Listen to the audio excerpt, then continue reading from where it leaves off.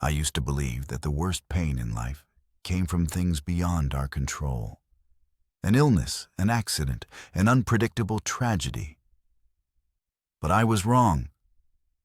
The deepest wounds are inflicted by the people we trust the most. The ones we let into our hearts, the ones who promised to stand beside us. That night, I learned just how much damage betrayal can do. Lorna, my wife of 7 years, had been acting different for weeks. At first, I thought she was just stressed. She'd been more distant, her phone glued to her hand, quick to turn it over whenever I walked by. When I asked if something was wrong, she gave me that soft smile, the one that used to make me feel like the luckiest man alive, and told me not to worry. Just a lot on my mind, she'd say. I wanted to believe her. Then came the party. It was hosted by one of her friends, someone from her work. I barely knew them, but she insisted we go. She'd been excited about it, picking out a dress weeks in advance, texting constantly about the plans. I should have seen it then, how eager she was, how much effort she put in. Not for me, not for us, but for someone else. The moment we arrived, I felt like a ghost in my own life. Lorna barely stayed by my side, flitting through the room like she was exactly where she belonged. The way she smiled at everyone, laughed a little too hard at jokes that weren't funny. It was like I was watching a version of her I didn't recognize. Then I saw him, a man I had never met before. Standing too close, his hand resting at the small of her back as if it belonged there. She didn't move away. She didn't even look uncomfortable. Instead, she leaned into him, her fingers brushing against his arm. The kind of touch that wasn't meant for just anyone. The kind of touch that belonged to a secret. My stomach turned. I told myself to be rational. Maybe he was just a friend. Maybe I was imagining things. I had always trusted her. But the way she looked at him, God, I'll never forget it. Like he was the only person in the room, like I wasn't even there. I stepped back, blending into the crowd, watching, studying. Then, just as I started piecing it all together, she turned. Her eyes locked onto mine for the briefest moment. Her face went pale, her smile faltering. She knew I had seen it. And yet, instead of running to me, instead of trying to explain, she turned back to him, whispered something in his ear, laughed again, this time softer, more intimate. She left the party not long after, slipping out into the night, assuming I would follow, assuming I would be heartbroken, devastated, unable to process it all. But she didn't know me as well as she thought, because while she walked away thinking she had all the power, I stood there, my mind already working, planning, preparing. She had no idea that she had just set something in motion, and by the time she realized what I was about to do, it would be far too late. I didn't go after her that night. I didn't scream. I didn't make a scene. I didn't give her the satisfaction of watching me crumble. Instead, I stayed. I stayed at that party, blending into the background like I was no one at all. The laughter, the clinking glasses, the music, all of it became a dull, distant noise in my ears. My entire world had just collapsed, but no one around me even noticed. They didn't see the way my hands clenched into fists at my sides. They didn't see the way my heart pounded against my ribs, not with sadness, not with confusion, but with clarity. Because in that moment, I saw everything for what it was. I wasn't the man she loved. I was the man she tolerated, the man she kept around because I was safe, steady, predictable. I had spent years thinking we were happy, that she still looked at me the way she used to when we were young, that the small changes in her weren't warning signs, but just the natural shifts that come with time. I was an idiot. She had left the party thinking I was broken, thinking I would beg for answers, thinking I would be waiting at home, demanding she tell me how long it had been going on. But she was wrong. I had no interest in answers. I had no interest in fighting for something that had already been destroyed. I just wanted to make sure she never saw me coming. I don't remember how long I stayed at the party after that. It could have been 10 minutes. It could have been an hour. Time didn't feel real anymore. At some point, I left. I didn't go home right away.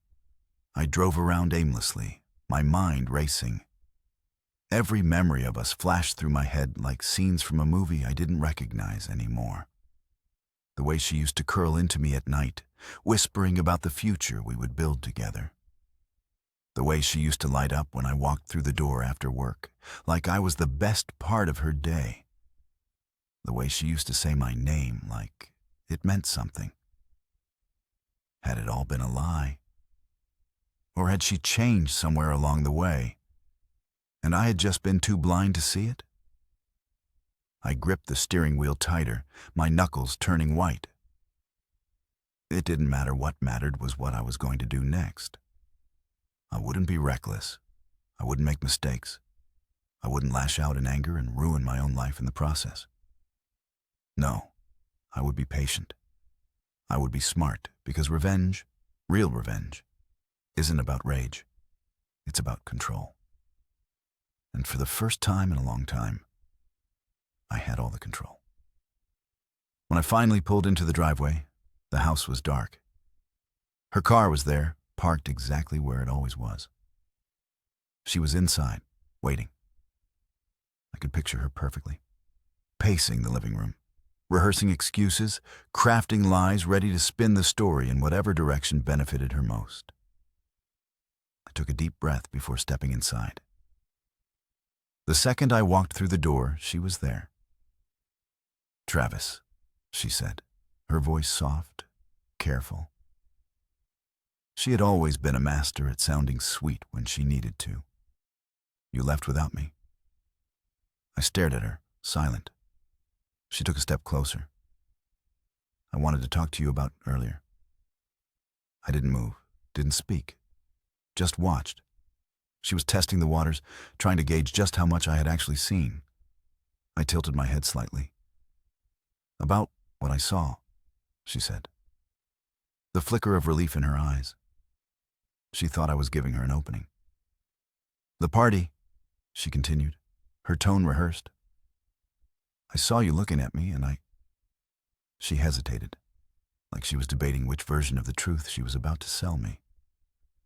"I know it might have looked bad, but it wasn't what you think. He's just a friend. We were just talking, Travis. I swear. A friend." I almost laughed, almost. Instead, I simply nodded. "Okay." She blinked. "Okay, I believe you." I lied. Her shoulders relaxed, the tension in her face melting away. She bought it, of course she did, because she still thought she knew me. She still thought I was the same man I was before that night. But she had no idea that was the last real conversation we ever had. Because while she slept peacefully that night, thinking she had avoided disaster, I was already setting things in motion. I wasn't going to fight for her. I wasn't going to confront her. I was going to erase her, and when she finally realized what was happening, it would be far too late. Lorna thought she had won. She thought I had accepted her half-hearted excuse, that I had swallowed the lie and moved on like a fool who couldn't see the truth even when it was staring him in the face. That was her biggest mistake. That night, as she lay beside me in bed, breathing evenly in the darkness, I stared at the ceiling, feeling nothing but cold clarity. I didn't feel heartbreak. That part had died the moment I saw her with him. I didn't feel anger. That would have been too easy. All I felt was resolve. She thought she was in control, that she held all the cards. But I had already started taking them from her, one by one, silently, methodically. Because real revenge isn't loud, it's quiet, it's patient, and it starts long before the other person even realizes it. The setup. The next morning, I acted the same way I always did. I got up, went for a run, showered, made breakfast. I kissed Lorna on the cheek before heading to work, just like I had done every morning for years. She smiled at me like nothing had changed, like she hadn't just shattered our marriage. She had no idea I was already working on my exit. The first thing I did was go completely silent, not with words. No, that would have been too obvious. But in a way she wouldn't immediately notice. I stopped engaging emotionally. I stopped asking how her day was. I stopped planning date nights. Stopped checking in on her. Stopped caring about the little things that used to make up the foundation of our relationship. It wasn't enough for her to think I was just distant. No, I needed her to feel it. That creeping sense that something was off, that something had shifted. I wanted her to wonder. I wanted her to second-guess herself. Because the moment she started feeling insecure, the moment she started losing control, that's when she would start making mistakes. And I needed her to make mistakes. The lies began to unravel. It took less than 2 weeks for her to start showing signs of worry. At first, it was subtle.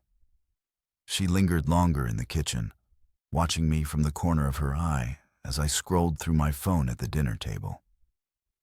She reached for my hand when we walked down the street, fingers tightening around mine like she was trying to pull me back to a place we could never return to. But I didn't pull away. I didn't accuse. I didn't confront. I just let her sit in her own silence, wondering if she was imagining things. Then, she started testing me.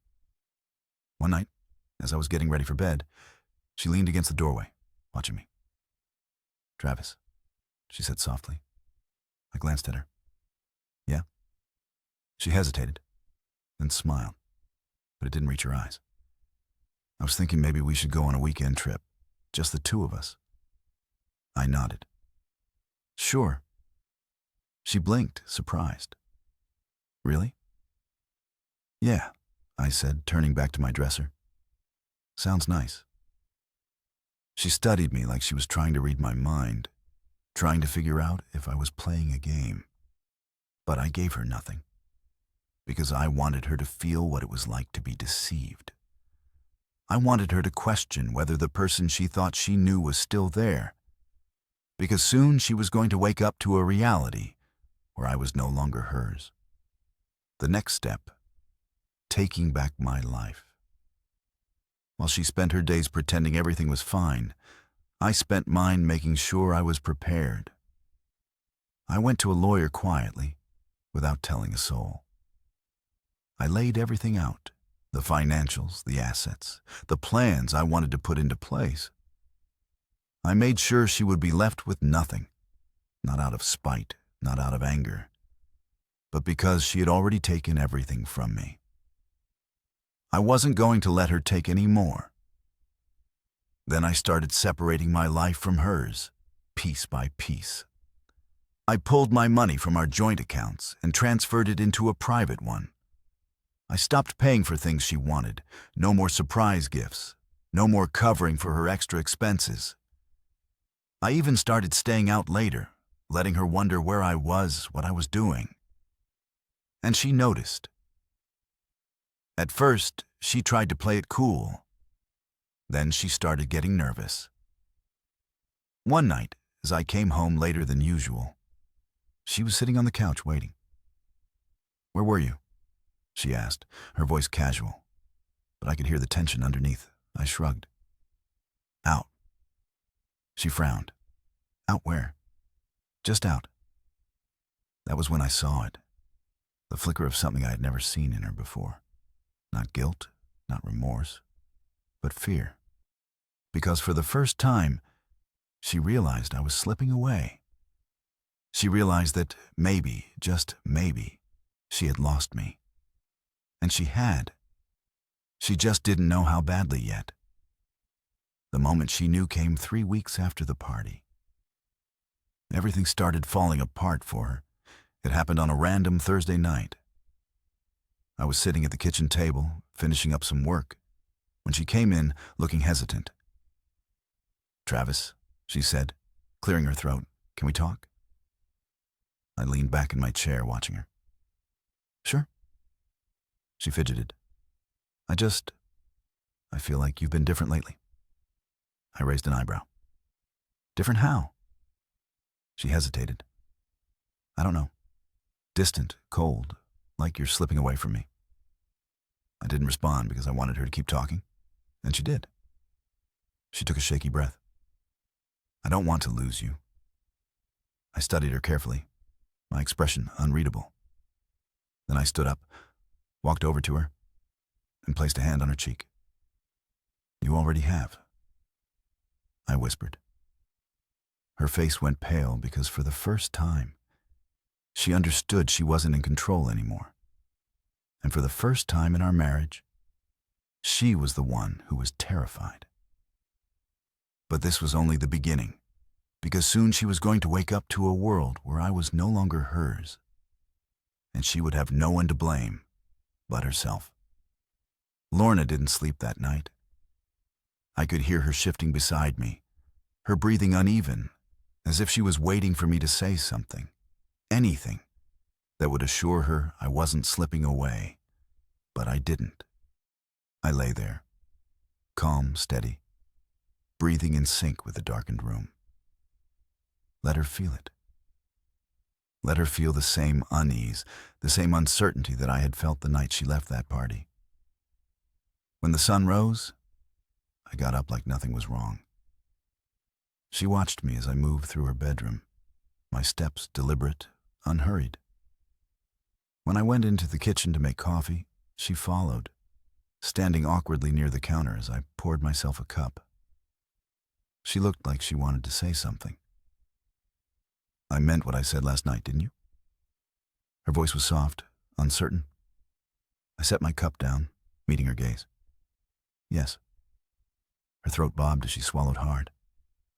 "So, that's it." I let the silence stretch between us before I answered. "That's up to you." Her eyes widened slightly, but she didn't argue. She didn't even ask what I meant. She just stood there, her hands gripping the edge of the counter, as if she needed to steady herself. I finished my coffee, rinsed the cup, and walked past her without another word. She was unraveling. I could feel it, and I was just getting started.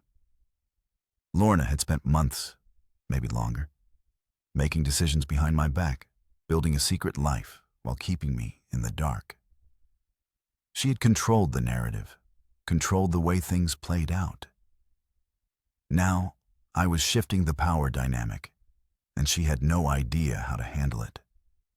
She had expected a confrontation. She had expected anger, fights, accusations. What she hadn't expected was detachment. The slow, careful pulling away, the silent unraveling of everything she thought she had built. She started texting me more throughout the day. Little messages, checking in, asking how I was. Things she had stopped doing months ago. I responded, but only with short, empty words. Nothing emotional, nothing that would give her any comfort. She started coming home earlier too. I had always been the one to wait for her in the evenings, wondering what excuse she would come up with for being late. Now, I was the one who stayed out. I didn't tell her where I went, didn't give her an explanation, and that drove her crazy. She tried to act normal for the first week, pretended like we were still fine. She even suggested we have dinner together, something we hadn't done properly in months. I agreed. But when she sat across from me at the table, picking at her food, I could see the way her fingers trembled slightly around her fork. She was waiting for me to ask, "Where were you that night? Who was he? How long has this been going on?" I never did. She broke first. It happened late one evening. I was in the living room watching a game when she came in and turned off the TV. I stared at her, unimpressed. She looked wrecked. Her usually perfect hair slightly messy, her expression tight. "I can't take this anymore," she blurted out. I raised an eyebrow. "Take what?" "This." She gestured between us. "You're different. You're punishing me for something I didn't do." I tilted my head slightly. "Punishing you?" She sucked in a sharp breath, her fists clenching at her sides. "You think I cheated on you?" I stared at her, letting the silence drag out. I could see the panic creeping into her eyes. Finally, I spoke. "I don't think anything, Lorna." Her lips parted slightly, her confidence slipping. She had expected me to argue, to accuse her, to explode. Instead, I had given her nothing. She took a shaky step closer. "Travis, I don't know what you think you saw that night, but I swear it." I stood up, and she instantly went silent. "I saw exactly what I needed to," I said, my voice calm, "and that's all that matters."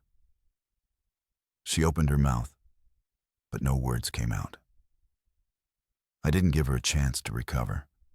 I walked past her, leaving her standing in the living room, confused, unsteady. She was unraveling, and I was making sure she felt every single thread coming loose. The next day, I made my biggest move yet. I changed my bank accounts, completely removing my name from anything joint and securing everything under mine alone. I hired the best divorce lawyer I could find, one who specialized in cases where a spouse had been unfaithful.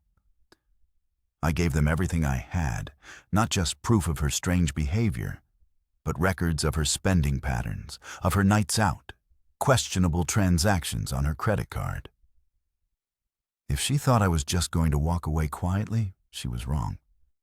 Lorna had always underestimated me. She saw me as reliable, predictable, the husband who would always be there no matter what she did. She had no idea who she was actually dealing with, and the best part? I wasn't even done yet. Morna's unraveling became more obvious by the day. She had always been composed, always had an answer for everything. But now she was jittery, distracted, constantly looking over her shoulder like she was waiting for something to explode. She didn't know what it was, but she could feel it coming. And that was exactly what I wanted. The power had shifted, and she knew it. She started trying harder, so much harder, it was almost laughable how quickly she switched tactics. One minute she was acting like everything was fine, flashing those fake little smiles as if she could convince me that I had imagined it all. The next, she was suddenly the devoted wife she hadn't been in years. She cooked my favorite meals. She suggested movie nights. She lingered in the doorway when I got home, waiting for a kiss that never came. She reached for my hand at random moments, as if touching me would tether me back to her. I let her try because the longer she scrambled, the more careless she became. She started slipping up. One night, I forgot my phone in the kitchen and left it recording. When I retrieved it later, I found exactly what I had been hoping for. Morna had called someone the moment I stepped out of the house. Her voice was hushed, urgent. "I don't know what's going on. He's different. He's not saying anything, but I can feel it. He knows something." A pause, then. "You think I don't know that? I've been trying, but he's not reacting. It's like he's just waiting." Another pause. "No, I can't just come over. He's watching everything. Now, if I slip up? Silence. Then finally, in a near whisper, I think I made a mistake. I listened to that recording 3 times that night. I wanted to burn it into my brain, wanted to remember the exact moment she realized she had lost control. But I still wasn't done, not even close. Over the next 2 weeks, I continued pulling away. I stopped responding to her desperate attempts at connection. I went out more, coming home late without explanations. I was deliberate about it, making sure she had just enough time alone with her thoughts to let her paranoia grow. One night, she finally broke. I had just come home when she rushed to meet me at the door. Her hair was messy, her eyes wide with something between panic and exhaustion. "Where were you?" I raised an eyebrow. "Out with who?" I stepped past her, shrugging off my jacket. "Why do you care?"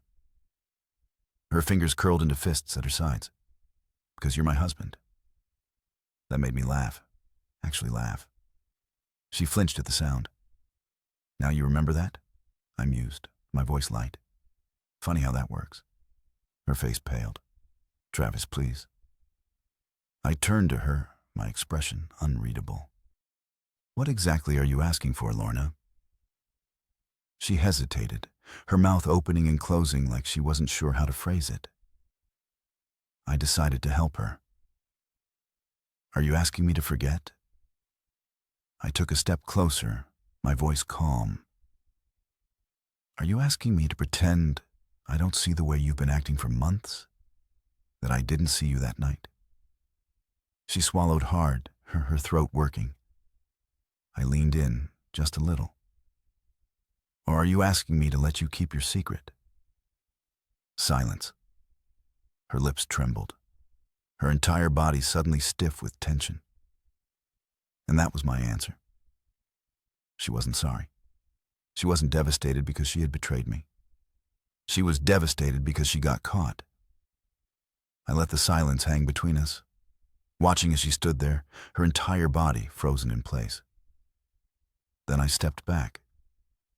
"Get some sleep, Lorna," I said, walking past her. "You're going to need it." She didn't reply.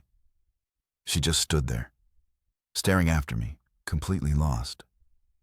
And that was the moment I knew she was terrified, and I was just getting started. The next day, I took the final steps to ensure my exit would be clean. I met with my lawyer again, finalizing the details of the divorce paperwork.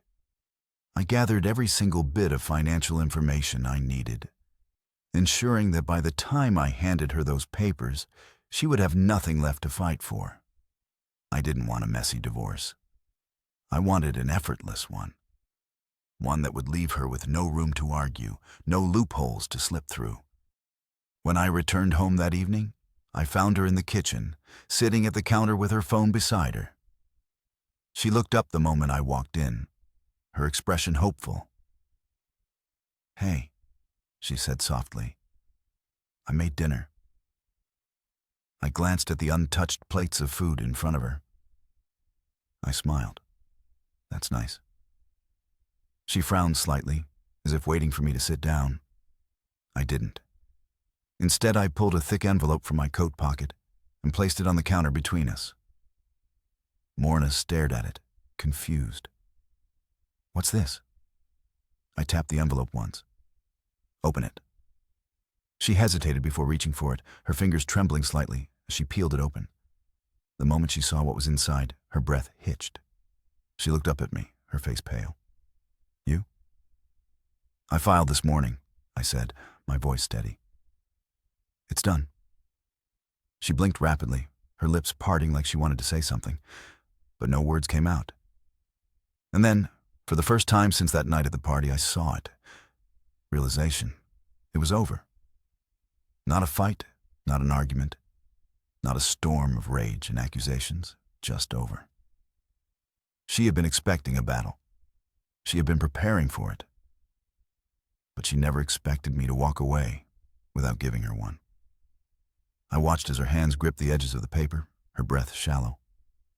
I tilted my head slightly. "You look surprised." She swallowed hard. I thought, "What?" I asked, my voice quiet. "You thought you had more time." Silence. I nodded slowly. "That's the problem with people like you, Lorna. You never realize when the clock runs out." And then, just like that, I turned and walked out of the kitchen. She didn't follow. She didn't say a word. Because for the first time since this all began, she had lost everything, and I had finally won. Lorna didn't speak to me that night. She didn't cry, didn't scream, didn't beg. She just sat there, clutching the divorce papers like they were a ticking time bomb. I expected her to come into the bedroom to try to talk me out of it. Maybe throw out some last-minute apology, some desperate plea. But she never did. Instead, she stayed in the kitchen long after I had left. Motionless, staring at those documents like she couldn't believe what was happening. It was almost funny. She had spent so long believing she was in control that she could do whatever she wanted, keep me in the dark, and that I would always be there waiting, forgiving, accepting. She never saw this coming, but I had. For weeks, I had been orchestrating this moment, making sure that when I walked away, it would be final. And now she had to live with it. I woke up early the next morning, long before she did. The house was eerily silent as I moved through it, grabbing my things, making sure I had everything I needed. I had planned this perfectly. She would wake up to an empty bed, an empty house, and for the first time in years, she would have no idea where I was. I left my wedding ring on the nightstand. No note, no explanation, just silence. By the time she finally woke up, I was already gone. I spent the next few weeks watching my plan unfold exactly as I had envisioned. Laura went through phases. At first, she tried denial. She didn't file a response to the divorce papers right away. She went about her routine as if nothing had changed, pretending like I was just angry, like I just needed time to cool off. She texted me short, cautious messages. "Hey, can we talk? I think we should at least discuss this. I don't understand why you're doing this." I ignored every single one, and that drove her crazy. Because for the first time in our entire marriage, I wasn't giving her what she wanted. She started showing up at places she knew I frequented, at my gym, at the coffee shop near my office. I saw her once, sitting in her car, watching the entrance like she was waiting for me. I walked right past her without a second glance, and that's when the second phase began. She started getting desperate. The texts became longer, messier. "Travis, please just talk to me. You can't do this. We built a life together. Doesn't that mean anything to you? I know things have been hard, but we can fix this. Just tell me what you want. I don't want to lose you, please." I never replied. I never even let it go to voicemail. And that's when she finally cracked.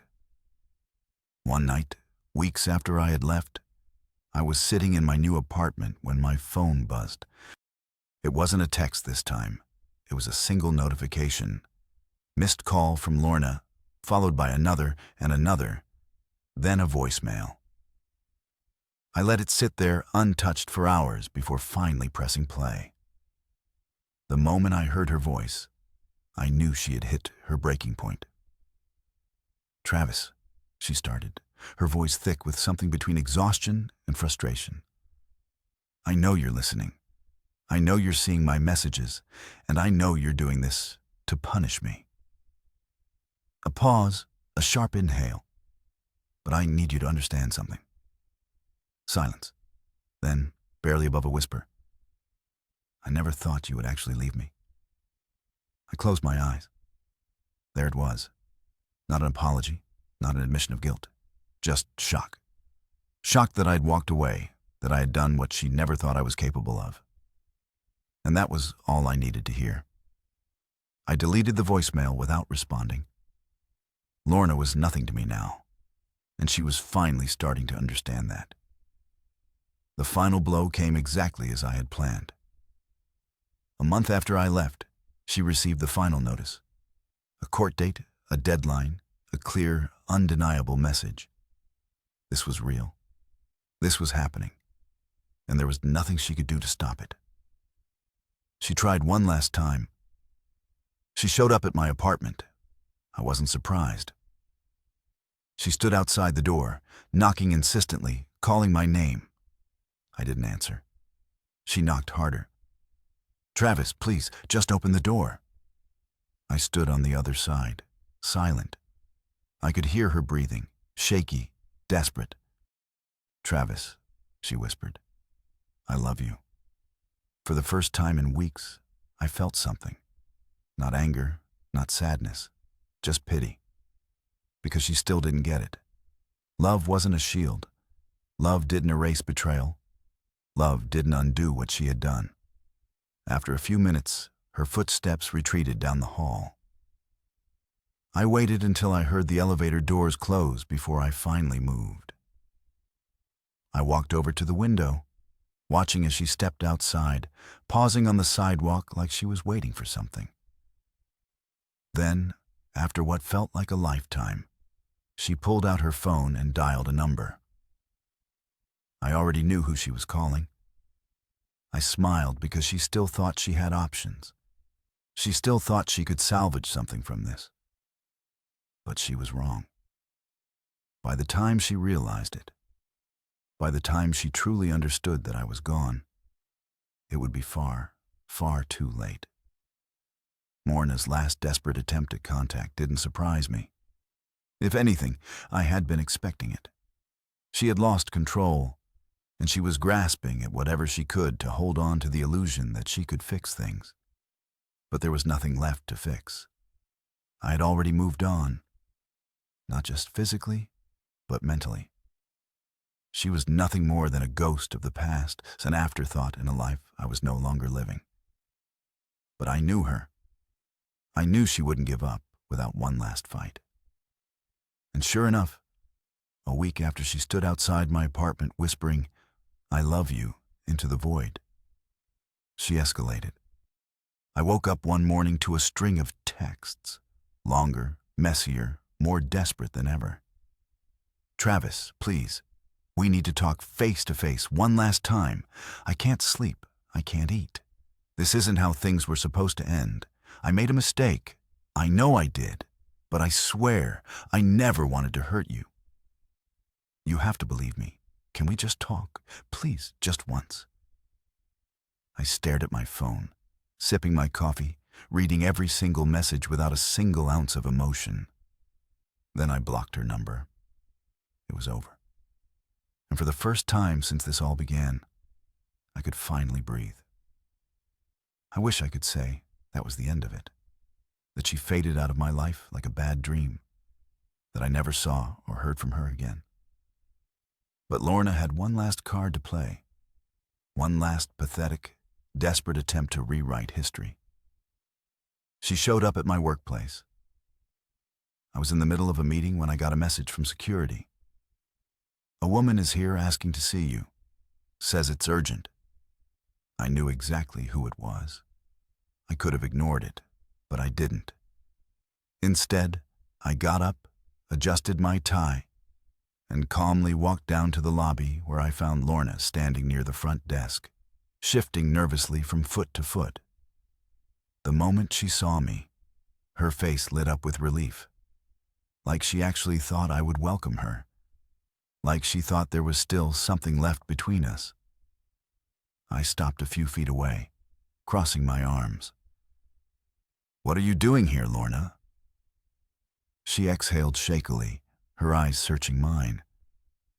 I needed to see you. You wouldn't answer my calls, my texts. You blocked me. I nodded. Yeah, I did. She swallowed hard, nodding slightly like she was trying to stay calm. Okay, that's fair. I just need 5 minutes, Travis. That's all I'm asking. I tilted my head. And if I say no? Her breath hitched slightly, but she forced out a smile. Then I'll leave. I promise. I studied her for a moment, debating whether to even entertain whatever speech she had prepared. But something inside me told me to hear her out, not because I cared, but because I wanted to see it. I wanted to watch her try and fail one last time. I gestured toward a quiet corner of the lobby, away from listening ears. 5 minutes. She let out a soft, relieved breath. Thank you. We sat down at a small table, and for a moment, she just looked at me. And for the first time, I saw it. She was exhausted. The dark circles under her eyes, the slight tremble in her fingers, the way she seemed smaller somehow, like she had collapsed in on herself. I didn't feel sorry for her. I just wondered if she finally understood what it felt like to be discarded. She took a deep breath. I messed up, Travis. I stayed silent. I know you don't believe me, and I don't blame you, but I never wanted this. Her voice cracked slightly. I never wanted to lose you. I arched an eyebrow. But you did. She flinched at the coldness in my tone. I know, she whispered, and I deserve it. I know I do, but I just... She inhaled sharply, gripping the edge of the table. I just wanted to say it to your face. I wanted you to hear it. I leaned forward slightly. Do you want my forgiveness, Lorna? Her breath caught in her throat because she knew I wouldn't give it to her. She shook her head slowly. No. I don't want you to hate me. I let out a quiet chuckle, shaking my head. Hate you? I repeated.